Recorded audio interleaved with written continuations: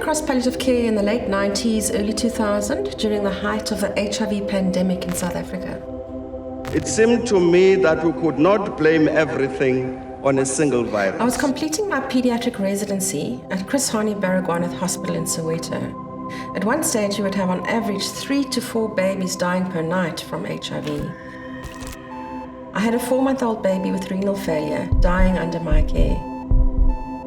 I always made it my mission to keep these babies alive long enough to not die on my shift. I did hourly blood tests and everything I could to save this baby. And at around 7 a.m., an hour before changeover, she died. So I went to tell the mother that her baby had died. Nobody had ever given me any real training in empathetic communication. So I simply copied what I'd heard my colleagues say. We've done everything we can, as if it was the baby's fault.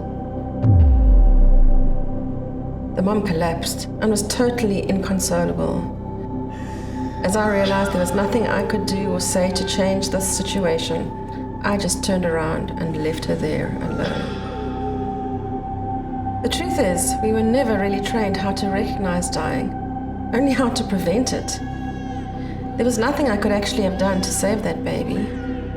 When I looked at the baby's arm, ridden with needle punctures, I realized what a painful death that she must have endured.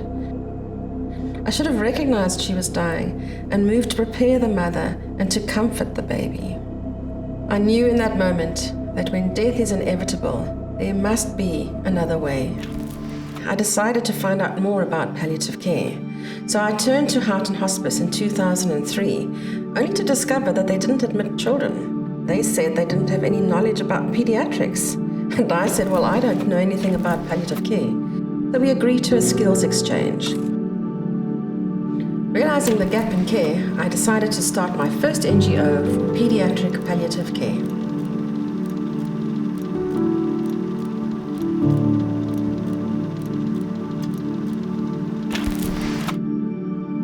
It's almost 20 years later, and I'm still here working and advocating for the importance of pediatric palliative care.